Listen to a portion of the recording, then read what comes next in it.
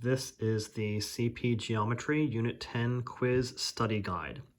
For number 1 says use the Pythagorean theorem to find x. So you have your two sides and the hypotenuse. The two sides are given, 10 and 5. You're finding the hypotenuse, which is x. So that would be your a squared plus b squared is equal to c squared. C is always the hypotenuse. So you're going to have 5 squared plus 10 squared is equal to x squared. 5 squared is 25, 10 squared is 100, total is 125. Don't forget to take the square root here at this point. So you have x squared is equal to 125, take the square root of that. By decimal is 11.2, that would be by calculator, or you can reduce it by hand to 5 root 5, because that would be 25 times 5. The 25 goes out, so there's your 5 root 5. For number 2, you have a figure that has a 7 on this side and a 4 over here. If you draw this imaginary line right through here, and if the whole thing is 7, this has to be 4. So if the whole thing is 7, and that's 4, there's where the 3 comes from. And if this is x, this is of course x because they're parallel lines. So the figure you're really focusing on is right here. So your hypotenuse is given, that's your 5. Your two sides are x and 3. So your formula is x squared plus 3 squared is equal to 5 squared. 5 squared is 25, 3 squared is 9. You would then subtract that over, so 25 minus 9 is 16. Take the square root, x is 4. Moving to numbers 3 and 4, says find the x in each figure, round the side length to the nearest tenth, and the angle to the nearest whole degree.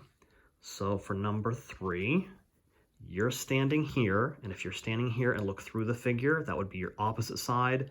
So you then have opposite and hypotenuse, which is sine. So the sine of 68 is equal to opposite over hypotenuse, 25 over x. And remember, when you have the variable in the denominator, these two things get to switch places. So move the x over here, take the sine function over here. So 25 divided by the sine of 68. Make sure you're doing this correctly in your calculators. Make sure you put parentheses around these when you do them, or just be careful with your typing things in and hitting equals quite often. So do 25 divided by sine of 68. Make sure you hit equals after that so you get the correct answer of 27. And they did put a little note here, please account for rounding in all of these questions. Moving on to number 4. You're standing here, and if you're standing here, you have an adjacent side that's given, and again, the hypotenuse. The hypotenuse, remember, never changes, so it's either opposite and hypotenuse, or adjacent and hypotenuse, or opposite and adjacent. So in this case, you have adjacent and a hypotenuse, which would be your cosine function. So this cosine of x, don't forget to put your variable there, is equal to adjacent over hypotenuse, 12 over 25. They do have the reminder off here to the side, the SOHCAHTOA, sine opposite hypotenuse, cosine adjacent hypotenuse, tangent opposite adjacent. So when you divide this out in the calculator, please do not forget also to use your second function key because you need the degree measurement. So you're going to do second key, then hit cosine, hit equals, it rounds to 61 degrees. And moving to number 5, you're standing right here, you have something right beside you, so that's adjacent, and you have something opposite of you, that's x, so opposite and adjacent would be tangent.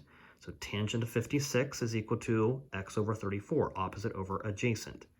This becomes a simple multiplication problem. Do your tangent of 56 first, hit equals, multiply then by 34, like I wrote here, that's equal to x, hit equal one more time, 50.4. Remember, you're doing sides to the nearest tenth and angles to the nearest whole degree. Number 6, you are standing here. If you look through the figure, you do have an opposite side to given then, and you have the hypotenuse. Hypotenuse is always across from the 90-degree angle. That's not adjacent, that's going to be hypotenuse. So opposite and hypotenuse is sine, so the sine of x is 21 over 39. And just like in number 4, you're going to go ahead and divide that out, 21 divided by 39, and hit your second function key because you need the degree measurement. Hit second function and then your sine key, hit equals, and that would be rounded to 33 degrees. For number 7 and 8, you're going to have to draw pictures. So I did sketch those for you. Hopefully it's understandable enough. The building is 55 feet high. There's your building here, 55 feet high. At a distance away from the building, which would be x, an observer notices that the angle of elevation is 40 degrees. How far is the observer from the building? So 40-degree angle of elevation, so there's your angle measurement. You would then have opposite and adjacent. Adjacent would be how far you are from the building. The building is 55 feet high. So tangent of 40 is equal to 55 over x. And once again, as a reminder, when you have x in the denominator, these get to switch places. So x goes over here, tangent of 40 goes under the 55. So 55 divided by the tangent of 40 is 65.5 feet. Make sure to put your units at the end of your answer. And lastly, for your review, a ramp is 18 feet long, so this would be the ramp. The ramp is going to be your hypotenuse. The ramp is 18 feet long with a vertical rise of 4 feet. So vertical rise is your vertical line right here, that's 4 feet. What's the angle of elevation? So the angle of elevation is your unknown quantity, so that would be your x.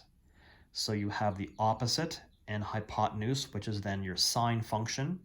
So the sine of the degree is equal to opposite over hypotenuse, 4 over 18. Divide that out in your calculator, 4 divided by 18. And once again, since you're finding the degree measurement, you need the second function key. So second sine equals, rounds to 13 degrees.